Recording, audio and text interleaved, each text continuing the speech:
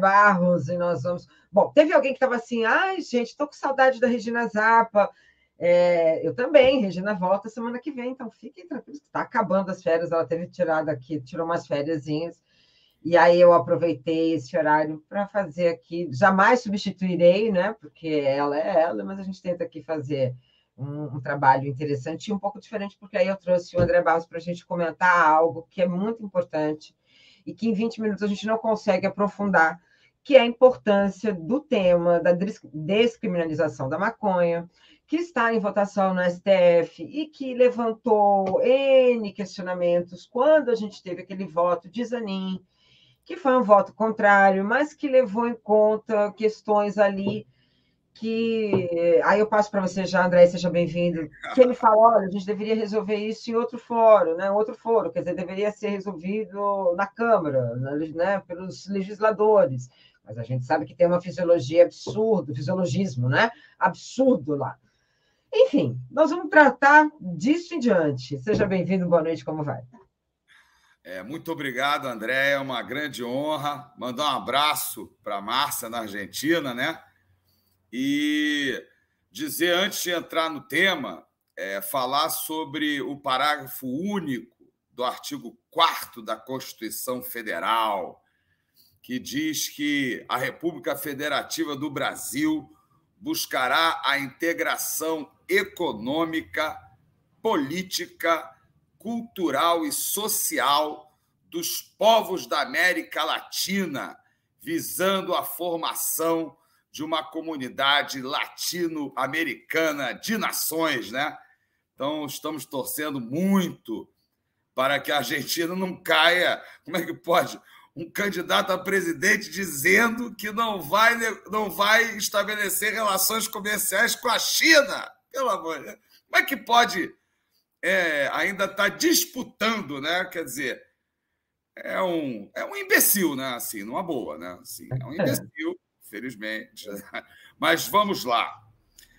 Andréia, o seguinte, primeiro, é importante registrar, porque o pessoal está falando que está 5-1. Na realidade, o ministro Cristiano Zanin, ele votou contra a descriminalização do porte para consumo pessoal e plantar pequena quantidade para uso próprio. Mas, na segunda parte do voto, ele votou a favor de que não seja considerado traficante uma pessoa que tenha 6 plantas fêmeas e não esteja portando mais do que 25 gramas de maconha.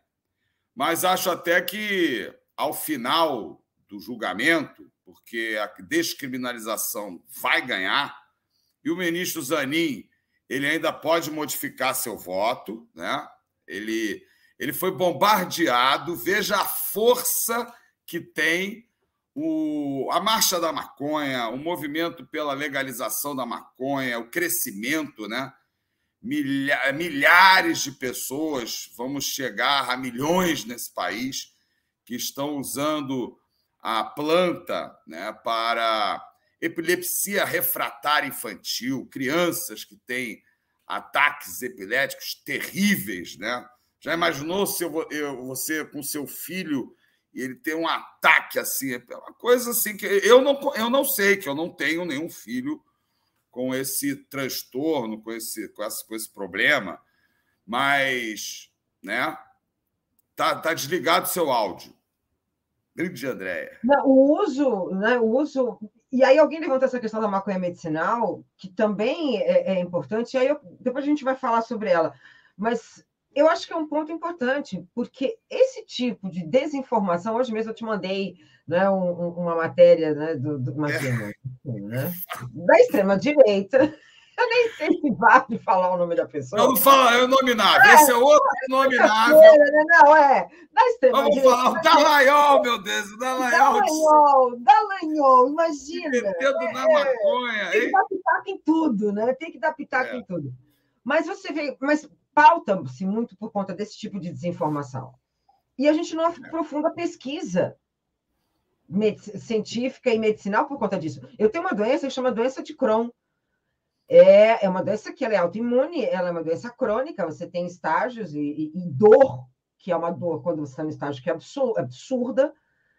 Ela é liberada, o uso e o plantio na Espanha, para quem é doente de Crohn, em Israel, porque ela tem uma função paliativa importantíssima. E eu entrevistei um médico aqui no Giro das 11, há um tempo atrás, e comentei sobre isso. Ele falou assim, olha, eu comecei a pesquisar e trabalhar com a questão da maconha medicinal, porque eu tinha um paciente com doença de Crohn que veio me procurar, que ele precisava de ajuda, e até então ele não conseguia isso. Quer dizer, então, muito de uma pauta que a gente tem que discutir dessa forma, de uma maneira muito aprofundada, de uma maneira séria, ela cai na pauta de costumes, traz um viés moral completamente enviesado, e aí a gente não consegue resolver esse tipo de questão, né? Porque falar, vai dar maconha para uma criança, quer dizer, é horrível, né? No final, a gente só tem tido muita desinformação, né, André? Agora, na realidade, também, né, a indústria farmacêutica, ela, ao mesmo tempo que ela está explorando assim a maconha, mas ela está apavorada, porque a maconha ela ataca, né, um dos maiores males da humanidade, né, que é a ansiedade, as dores, né, todas as dores, e a insônia, né?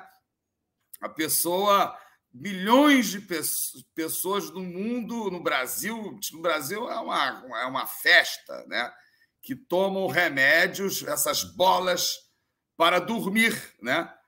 Então, a indústria farmacêutica está apavorada, porque a maconha pode ser fumada, pode tomar chá. A Carlota Joaquina gostava muito do chazinho de maconha, né? Pode comer, né? E a pessoa dorme que nem um anjo, né? Dorme como um anjo. Então, ela tem a maconha medicinal que está... Aí, aí é uma coisa que a gente tem que discutir, tem que falar. Quer dizer, está virando o seguinte, maconha parece que só vende na favela. Sem ser na favela, agora é cannabis medicinal. Temos que acabar com essa conversa, inclusive. E é isso que eu queria trazer. Porque não se está discutindo também absolutamente nada com relação ao uso medicinal da cannabis, né, nessa decisão. Não, essa decisão é para tudo, para tudo. Exatamente. Primeiro, a questão é a seguinte, a lei atual de drogas, a 11.343 de 2006, ela continuou criminalizando o porte para consumo pessoal e plantar pequena quantidade para uso próprio. No caso é maconha, né? Ninguém planta cerveja, ninguém planta cocaína, né? Planta a folha de coca, mas a folha de coca não é a cocaína, né? Então, é pequena quantidade para uso próprio, de maconha.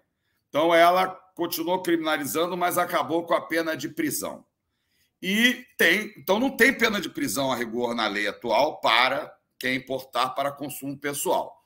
E existe o artigo 33, que é um artigo absurdo, são 18 verbos, mas é nesse artigo que a polícia alega que combate o tráfico de drogas nesse artigo 33, no varejo da favela. Economicamente, é uma piada. Só não é piada porque é racismo, porque não há combate a tráfico algum no varejo, e muito menos no varejo da favela.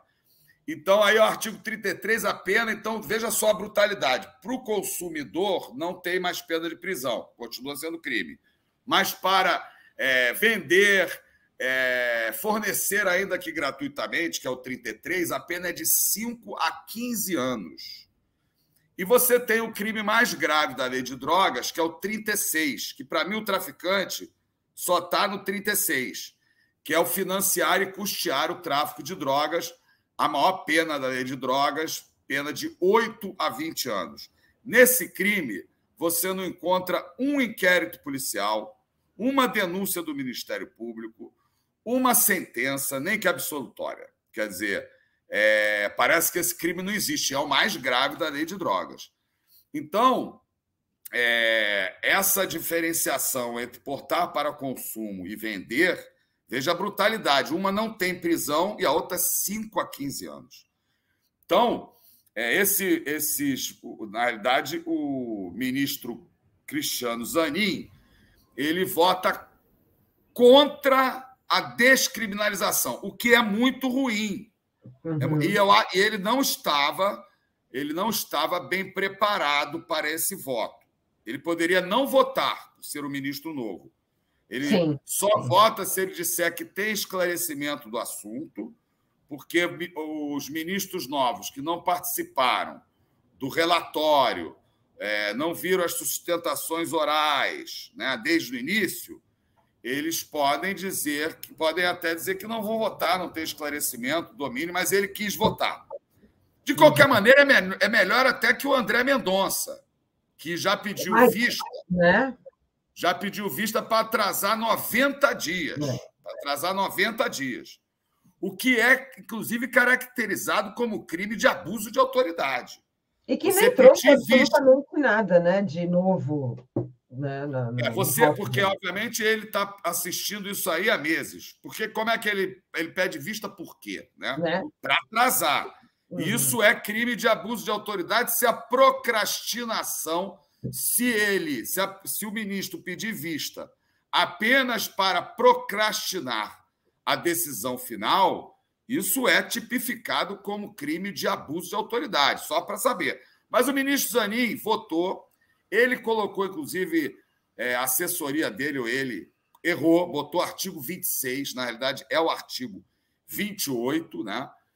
E a questão é a seguinte, hoje você criminalizar uma pessoa no Brasil, principalmente uma pessoa que mora na favela, nas periferias, mesmo num crime como esse, né, portar maconha para consumo pessoal, isso é muito ruim porque a pessoa, se for acusada de outro crime, ela é considerada, apesar da lei falar trânsito de julgado, mas ela é considerada reincidente, perde a primariedade, ela perde a primariedade, e quando a polícia entra nas favelas e mata várias pessoas, né, ela sempre alega, e as próprias moradoras da favela repetem, ele tem passagem.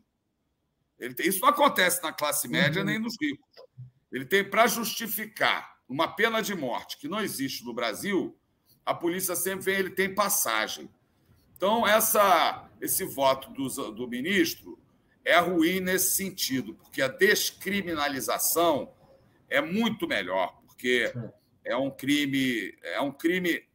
Na realidade, também ele não demonstrou preparo, porque é o seguinte: o cerne da questão você só pode criminalizar uma conduta, isso é uma questão da própria natureza do crime, porque você tem ilícito civil, ilícito administrativo e o ilícito criminal. O ilícito criminal, a diferença, na realidade, é que tem a pena privativa de liberdade. Mesmo não tendo no 28, mas no caso de uma reincidência, já a pessoa pode responder ao processo presa por causa da reincidência. Mas só pode ser criminalizada uma conduta, e essa é a discussão. Primeiro, tem a questão do princípio da intimidade da vida privada. Quer dizer, eu posso fazer na minha intimidade, da minha vida privada, o que eu quiser. Né?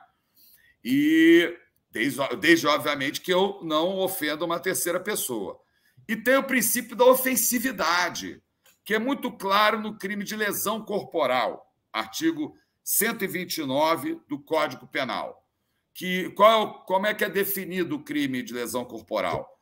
Ofender a integridade corporal de outrem.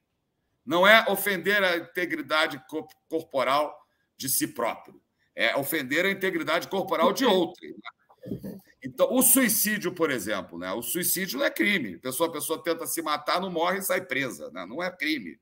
Porque a pessoa, no crime da lesão corporal, é ofender a integridade corporal de outrem. Quer dizer, se eu der um soco na minha cara, eu não estou praticando crime algum. Agora, se eu der um soco na cara de uma terceira pessoa, eu estou praticando crime de lesão corporal. Então, se a droga faz bem ou faz mal, isso é um problema meu. Se faz mal, eu tenho o direito de colocar no meu corpo. Eu posso beber 10 litros de Coca-Cola por dia, que é um veneno, né? Eu posso beber 10 litros de Coca-Cola, é uma escolha minha. Eu posso comer cheeseburger, podrão, como a gente chama aqui do Rio, podrão, né? De manhã, de tarde, de noite. O problema é meu, né? Açúcar, que é um veneno. Açúcar é um veneno, né? Perfeito. O cigarro, na realidade, as drogas, segundo a própria lei 11.343, diz o seguinte: para a definição dessa lei, droga é todo produto ou substância capaz de causar dependência e está em lista periodicamente atualizada da União. Então, você tem tabelas no mundo inteiro de drogas pelo grau de dependência. A pior de todas é o cigarro. A pessoa que fuma um cigarro, para ficar um dia... E o cara que fuma cigarro é um atrás do outro, né? Maconha já ninguém fuma um baseado atrás do outro. Isso não existe, né? O cara fuma um de manhã, pode ser o cara que fuma muito, né? Fuma um de manhã, outro de tarde, outro de noite e tal, né? Mas o que causa maior dependência é o cigarro. Depois, o álcool, cocaína. E a maconha é colocada sempre em tabelas internacionais como fraco ou inexistente. Então, fala, André, se você me interrompe, a questão... Pode olhar, eu estou aqui rindo dos comentários, André. Não, não. O pessoal me conhece também, fica me zoando. É muito legal, né? Teve gente aqui que estava lembrando até daquela safra, né? Daquela safra da lata. Olha, a lata, como eu fiquei na praia. A gente ficava na praia. Você conheceu, né? É tão bom. Mas não encontrei nenhuma. Não encontrei nenhuma lata. A gente ficava na praia com tinha uma prancha de isopor na época, planonda. Então a gente ficava na praia com a planonda, olhando o mar. Aí brilhava. Aí saía todo mundo com a planonda. Aí chegava lá, era apenas uma ilusão. Mas eu tive amigos que encontraram e eu... lendário, né? Eu usei. Agora, até uma coisa na época, por exemplo, foram toneladas, vejam quantas toneladas devem ser mensalmente consumidas no Rio de Janeiro. O professor Tony não sabia, pô. Vai com essa. Mas você teve... foram toneladas jogadas no mar. Não era fácil você encontrar alguém que tivesse a maconha da lata. E, ao mesmo tempo, estava circulando normalmente outras maconhas no Rio de Janeiro. Por quê? Porque nós estamos falando de um mercado de toneladas. O Rio de Janeiro, por exemplo, deve ser um dos lugares do mundo que mais se fuma maconha. Foi o primeiro lugar do mundo a penalizar, a criminalizar a maconha, foi o Rio de Janeiro. Em 1830, na lei de posturas do município do Rio de Janeiro. E por quê? Olha, e a lei é claramente racista. Racista, né? Perfeito. Porque ela diz o seguinte: para o vendedor, que era o dono do boticário, homem livre, branco, ele passou a receber uma pena de multa por vender. Agora, estava escrito na sanção: escravos e outras pessoas que consumissem o pito do pango era como se chamava a maconha, e o pito do pango era como os negros fumavam, né? Em pequenas cuias de barro, né? Em cachimbos de bambu. Então, para ele, era 8 dias de cadeia. Porque quem trouxe, agora que todo mundo sabe que é um remédio, né? Quem trouxe a maconha para o Brasil foram os negros degredados da África e escravizados no Brasil. Tem um livro do Edson Carneiro, O Quilombo dos Palmares, onde ele fala da economia do quilombo dos Palmares, né? Que eles se autossustentavam em plantações e tinha plantação de maconha. O Quilombo dos Palmares foi 1595, foi mais de 100 anos, até acho que é 1600, quase 1700, né? A resistência dos negros escravizados que buscavam a liberdade, né? Eu não gosto de chamar de fugitivo. Eles buscavam a liberdade. Buscavam a liberdade. Não, inclusive, André, eu fui em 2021 no Quilombo, né? Em Palmares. Que experiência, que lugar maravilhoso. E aí eu faço esse convite, vão. Porque é isso, é um lugar de liberdade. É isso, é uma escolha. Né? É um lugar de escolha. É interessante. Então, lá no Quilombo dos Palmares, no século XVII, né, XVI, tinha plantação de maconha, porque quem trouxe em bonecas, dizem que era sementes dentro de bonecas de pano, foram os negros degredados da África. E qual foi o lugar que mais chegou? Foi o Rio de Janeiro. Perfeito.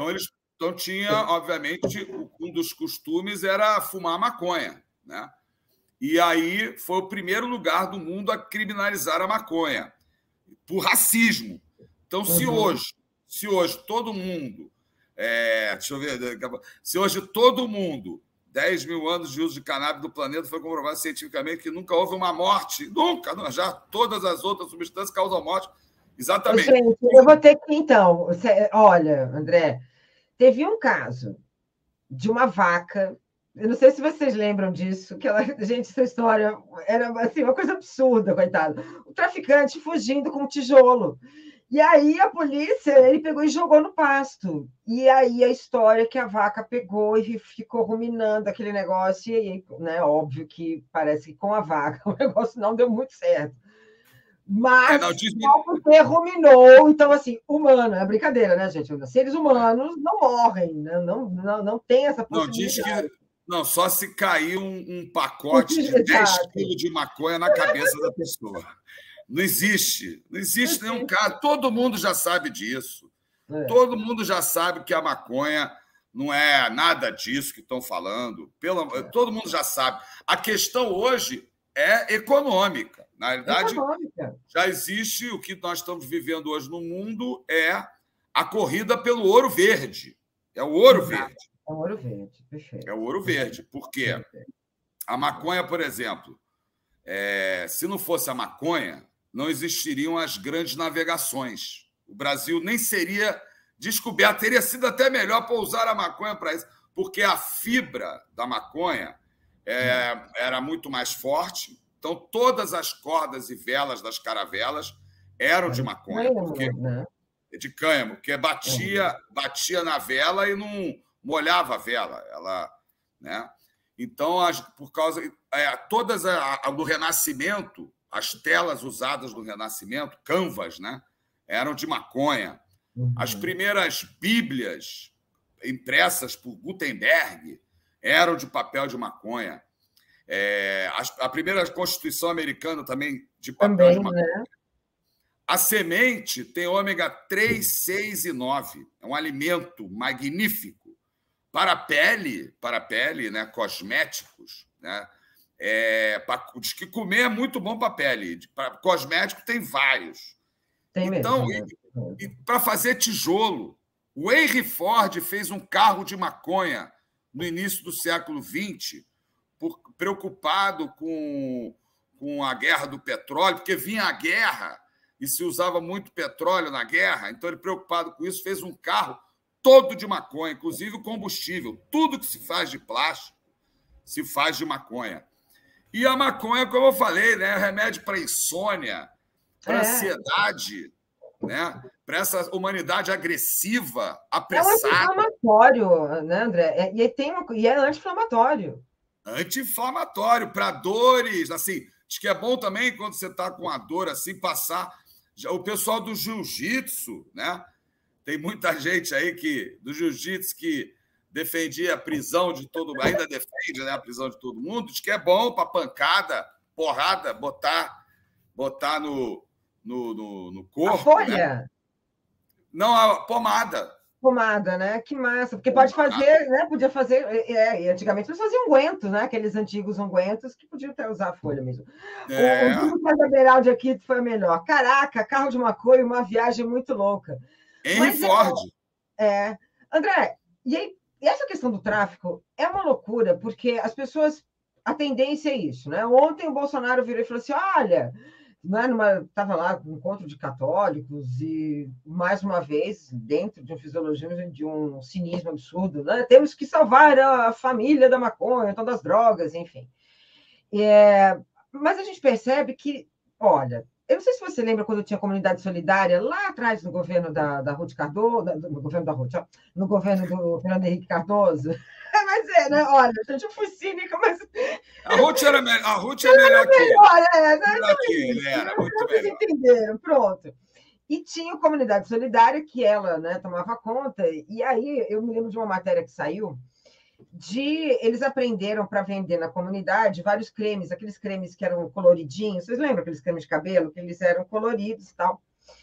E aí, no final, assim, no sábado, colocou aquela, né, para vender de manhã, todo mundo procurando. E a matéria era essa, né? O jornalista rindo, isso em 97, o jornalista dando risada, porque uma pessoa só foi lá e devolveu, porque no creme tinha 50 gramas de maconha. R$3 o creme. O cara nunca vendeu tanto creme de cabelo na vida dele, né? O creme acabou rapidinho. Só que para poder dar parte, todo mundo tinha que entregar. E o jornalista falando, a mulher indignada, porque ela queria, né, que o processo fosse adiante e não tinha jeito, porque ninguém devolveu. E é isso. Então, a gente lida com hipocrisia desde os anos, né, no mínimo, desde os anos 90. E aí eu queria te passar para a gente pegar essa parte agora. Quer dizer, a partir da descriminalização, o que a gente precisa fazer para não ter essa diferenciação, que também é racial, entre o consumidor e esse traficante? Porque a gente também tem que lembrar que descriminalizar e legalizar é importante também, porque gera uma economia, que é o que você também colocou. A economia em torno da maconha ela é fundamental, não é? Aí eu devolvo para você. A questão é o seguinte: a gente está perdendo bilhões, né? Os Estados Unidos, inclusive, agora parece que retirou a maconha da lista das piores drogas. Os Estados Unidos tirou agora, parece que foi agora, esses dias aí, lei federal. Então, eles estão ganhando bilhões com a legalização, os estados americanos, né? E o que mais arrecada, a maior receita que o Estado tem, Estado da Federação, unidade da Federação no Brasil, é o ICMS, Imposto sobre Circulação de Mercadorias. Quem sustenta, né, os estados são os pobres, porque quem compra mais produtos são os pobres, né? Até eu vi que alguém vai falar sobre os juros, né? O pobre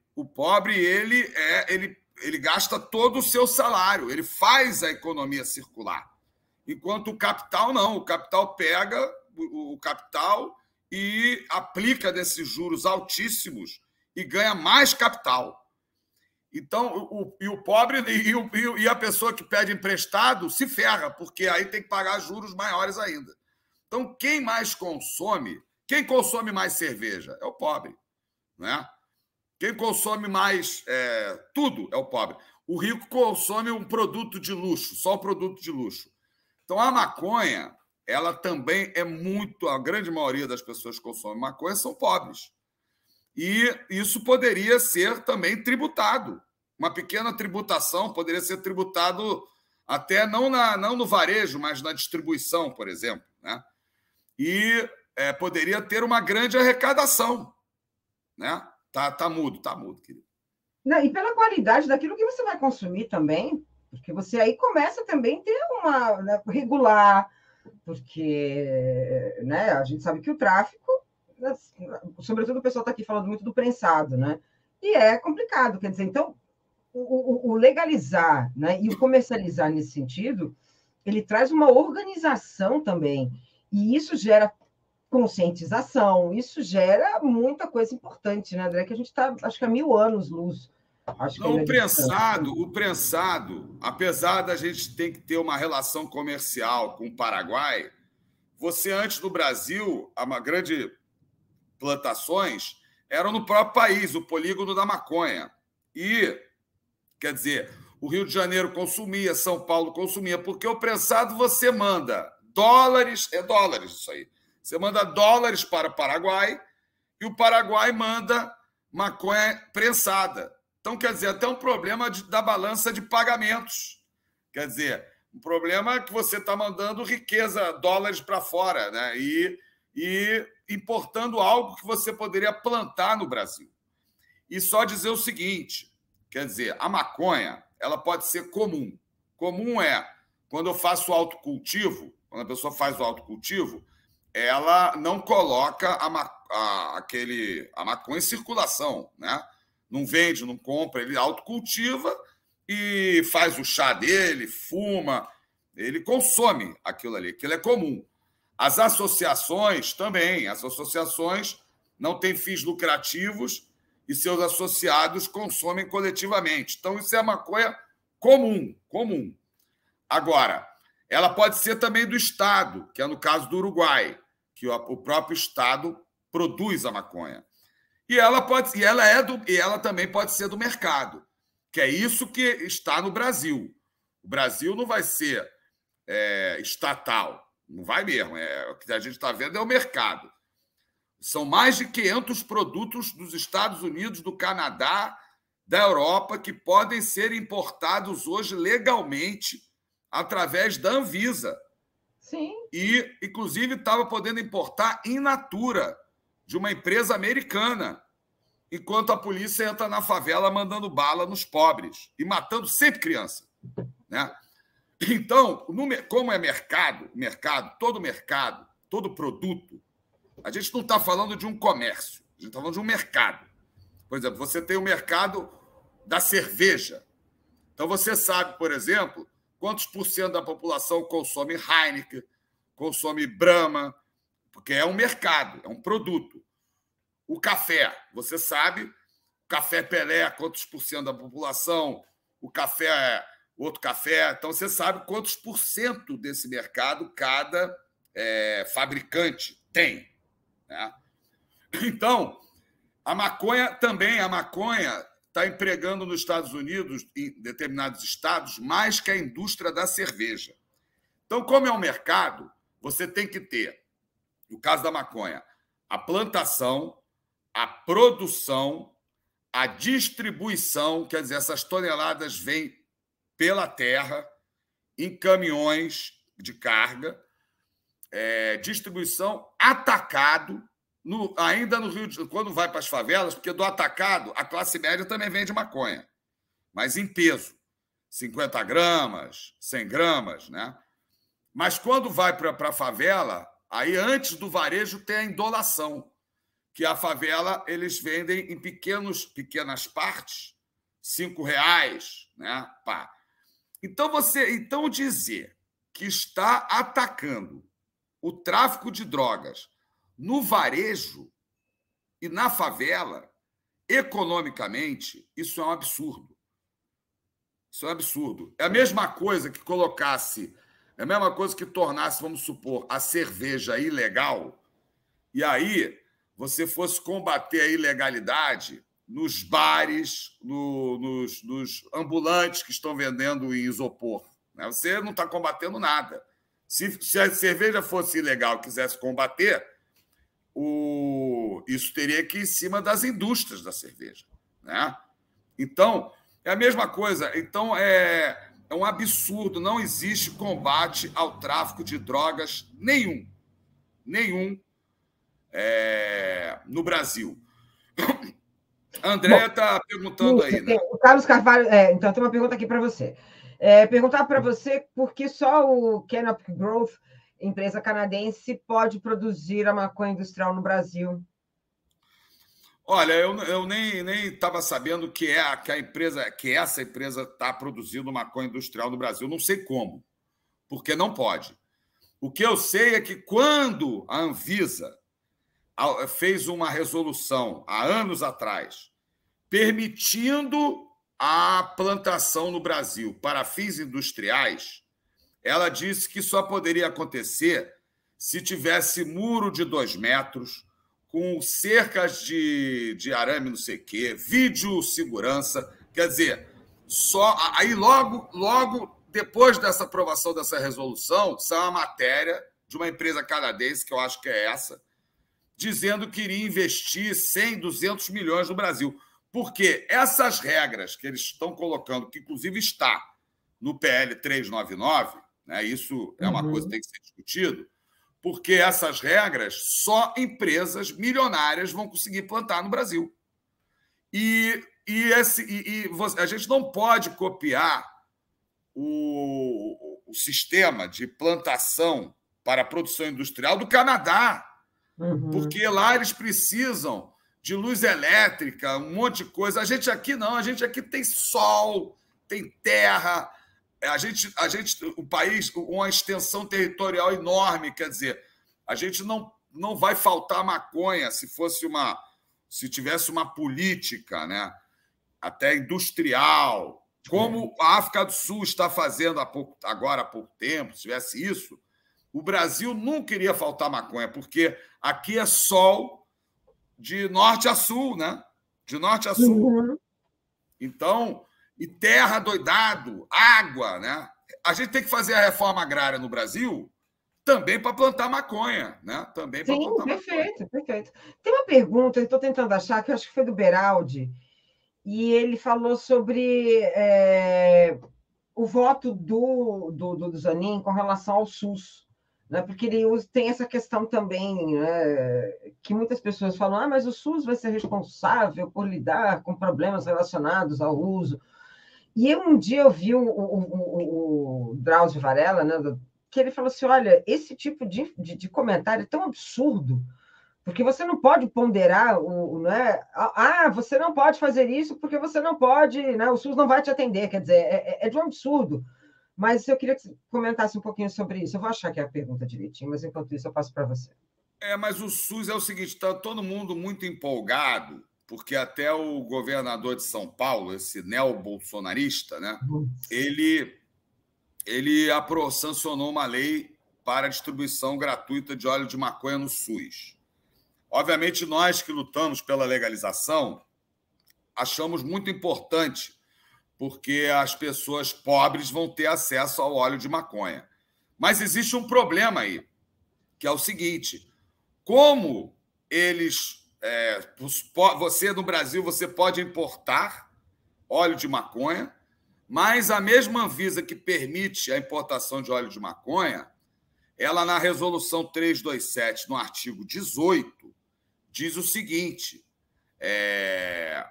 para fins de fabricação e comercialização de produtos de cannabis em território nacional, a empresa deve importar o insumo farmacêutico na forma de granel, vegetal ou produto industrial. Quer dizer, é uma lei de uma agência brasileira a serviço dos interesses do capital estrangeiro, né? Porque se você não pode, aqui no Brasil, plantar, fabricar os insumos e comercializar a maconha no nosso país, e uma empresa estrangeira você pode importar, você está beneficiando o interesse do capital estrangeiro, uma empresa brasileira. Nós sabemos que o Brasil é um país periférico no capitalismo, quer dizer, a única riqueza que a gente continua segurando é o petróleo, pela campanha O Petróleo é Nosso, né? Já estão entregando tudo nesse país, água, luz, né? Minério, tudo. E na maconha a gente não vai deixar. Não vai deixar porque nós temos um movimento nacional, a Marcha da Maconha é um movimento nacional. A Marcha da Maconha em São Paulo tem, a última Marcha da Maconha, mais de 150 mil pessoas, a mídia não publica, mas é um movimento nacional e nós não estamos nessa luta há 500 anos para favorecer o capital estrangeiro. Eu não sou nada, eu não sou contra que venda vinho francês, que venda vinho espanhol, não sou contra no Brasil. Agora, eu sou contra você proibir a venda do vinho brasileiro. Aí não dá. Aí não dá. Então, só o seguinte, do SUS, o que acontece? Quer dizer, vai legalizar a distribuição de óleo de maconha no SUS. Mas só que quem vai participar das licitações, pelo que está visto aí, são somente as empresas estrangeiras. Porque você não pode, no Brasil, criar nenhuma pequena empresa. Mas fala aí, André está se divertindo aí, eu estou vendo. Manda ver, manda ver, manda ver. Eu estou me divertindo, assim, muita gente saudosista, o Posto 9, o Lucas Saldanha, e é interessante porque é uma piada, mas é isso, passa por aí também. Eu quero comprar um Marlboro Beck, mas tem uma pergunta para você, então vamos lá, que eu quero trazer isso, que é bem... Só dizer, Posto 9, a gente tem que lembrar da barraca do Uruguai. Milton, meu amigo, está vivo, lançou um livro agora há pouco sobre a história do Posto 9. Eita, ainda bem que... Bom, fala do Verão da Lata. Livro, né? Ainda bem que tem livro para contar, porque né, no final ninguém vai querer abrir a boca. O Carlos Carvalho falou assim, André, perguntar para o André como que é, né? Como o Zanin vai fazer, porque 25 gramas dá para passar o mês? 25 gramas? Dá quantos cigarrinhos? E eu comecei a rir, porque eu não sei se você viu, que teve um deputado que ele pegava um saco, e acho que era um saco, e ele balançava. É isso, quer dizer, a gente tem a piada, né, pronta, porque esses caras eles são incrivelmente ridículos. Ele falou. Mas eu concordo com o Carlos. Ele vai falar 100 gramas dá 200 baseados, né? Horas, né? Quem fuma 200 baseados? Ninguém fuma 200 baseados num dia, né?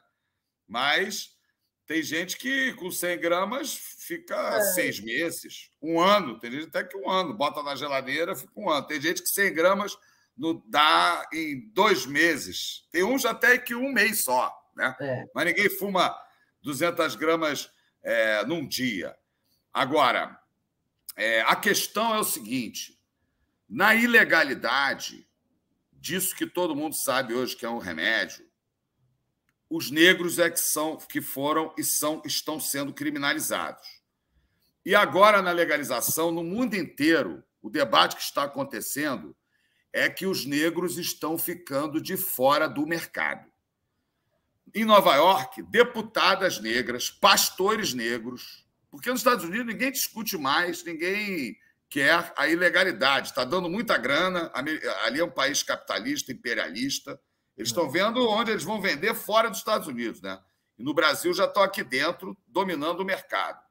Então, as deputadas negras e pastores negros falaram o seguinte: alto lá, nós somos a favor da legalização desde que os negros que estão presos sejam colocados em liberdade e tenham a licença para vender maconha, porque a licença custa $1 milhão e somente os brancos de classe média e ricos estão nesse negócio. Então, os negros estão ficando de fora do mercado nos Estados Unidos. Na Jamaica, né, na África do Sul, os plantadores de maconha lá são famílias que há séculos plantam e vivem da venda da maconha. Inclusive, muitos rastafares. E o presidente da África do Sul, que é do Congresso Nacional Africano, ele está com uma política de industrialização da maconha, dizendo que a África do Sul, inclusive, já está atrasada. Imagine o Brasil, né? E ele está com essa política. Mas só que os plantadores de maconha negros de séculos estavam ficando de fora desse mercado. E fizeram manifestações. Então, no Brasil, vai ser uma grande injustiça se for legalizada a venda da maconha na cidade e não poder ser vendida na favela. Porque na favela é muito importante para gerar... É um comércio. E não vejo nenhuma violência nisso. Um quer vender, outro quer comprar.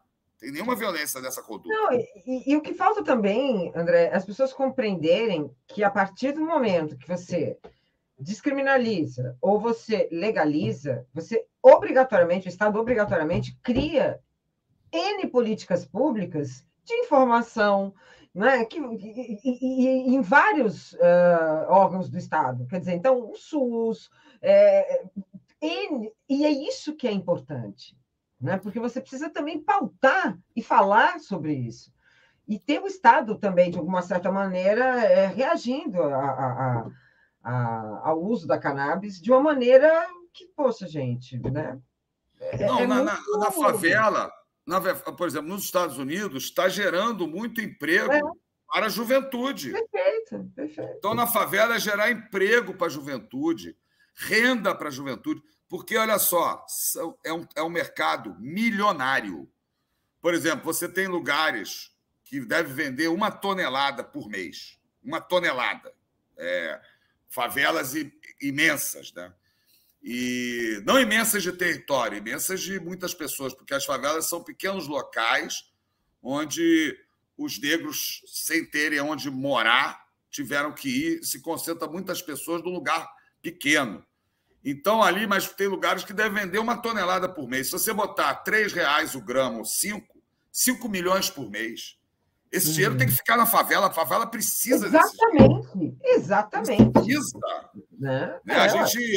A gente tem que combinar a legalização da maconha com o interesse do Brasil para garantir o desenvolvimento nacional e combinar com a legalização com a redução da desigualdade social e regional, que são objetivos da República Federativa do Brasil. Erradicar a pobreza e a marginalização. Quer dizer, quando você descriminaliza, você tira a pessoa da marginalização, né? O ministro Zanin deveria ter consciência disso também. E só dizer o seguinte, o ministro Zanin votou 25 gramas, que nem o ministro Luiz Roberto Barroso. Alguém fez essa pergunta aí. Ele votou igual o Luiz Roberto Barroso, que é o padrão de Portugal. A pessoa está portando até 25 gramas, presume-se que ela é consumidora. É o padrão de Portugal. Então, o ministro Luiz Roberto Barroso tinha esse voto e o ministro Zanin seguiu nesse sentido. Mas o ministro Roberto Barroso, durante o julgamento, ele mudou. Ele disse que a primeira proposta dele era 100 gramas. Então, agora, no final da votação, eles vão decidir 6 plantas, já ganhou. 6 plantas já está 6-0. Já 6 plantas, 6 já votaram que não é plantação para fins de tráfico. 6. Continua criminalizando, mas não como traficante, que é o Zanin, né? Então, 6 plantas já está no papo. Já ganhamos. 6 plantas já ganhamos, de certa maneira, né? E a quantidade vai decidir no final. Está entre 25 gramas e 100 gramas.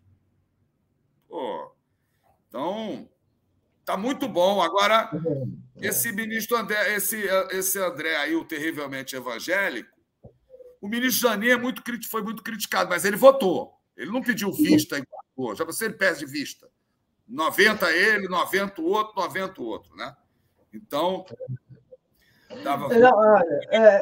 dele dava umas 50 gramas. Não, só na Marcha da Maconha, 50 gramas, só o baseado do Segura Coisa, o primeiro bloco libertário de Olinda, que sai com um baseado enorme, né?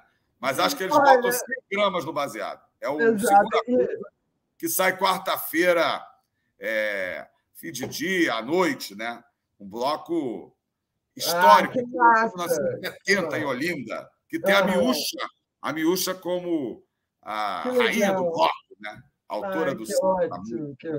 Bom, a Andréia, eu concordo com ela. Ela falou que os comentários são... Olha, gente, os comentários, eles estão maravilhosos. Sabe uma coisa que irrita também? As pessoas têm irritação com a legalização da maconha, sabe por quê?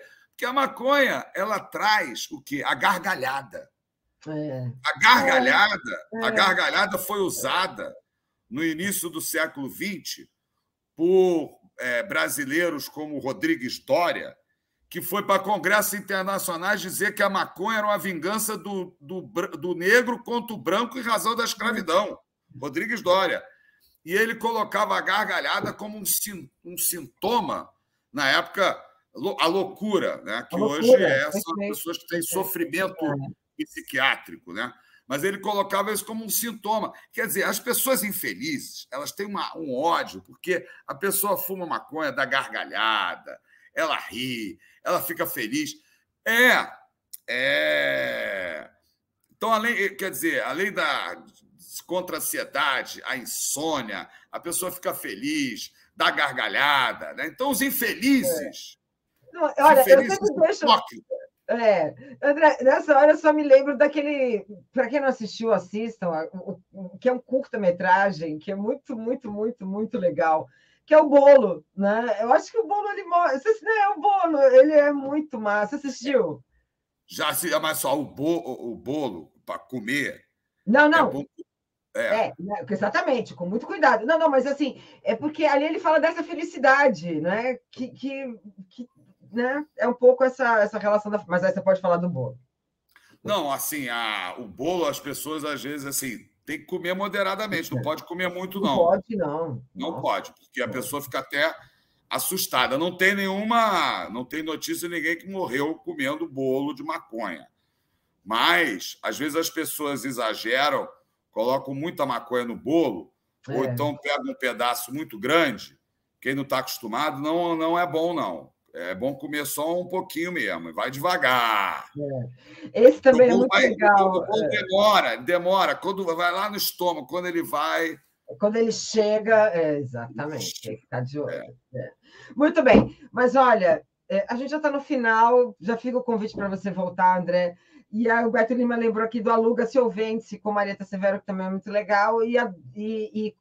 Tem um aquele, agora eu esqueci o nome, mas que é muito massa, que ela fica viúva. Eu esqueci, acho que era agora esqueci o nome do filme, mas é um filme em inglês, que ela, né, fica viúva e não tem alternativa do que chamar o vizinho, na verdade era o jardineiro, e aí eles começam a fazer a plantação e é um barato. É muito engraçado, vale a pena. Mas eu vou me lembrar o nome e falo depois. André, já fica o convite para você voltar, muito obrigada. E peço para as pessoas continuarem aqui com a gente, agora às 22 horas, o dia em 20 minutos, mas peço também para que vocês entrem no site do Brasil 247, a capa. Bolsonaro e Michele pedem acesso a depoimentos dados à APF, no caso da Joyce. Eles se calaram, mas eles querem saber de tudo. O casal que ficou em silêncio está entre os 8 suspeitos que foram convocados a depor pela Polícia Federal em Brasília e São Paulo. E depois de 20 minutos, temos o giro das 11, não, né? Só o Conde. Eu já estou querendo voltar para o dia e trabalhar tudo de novo.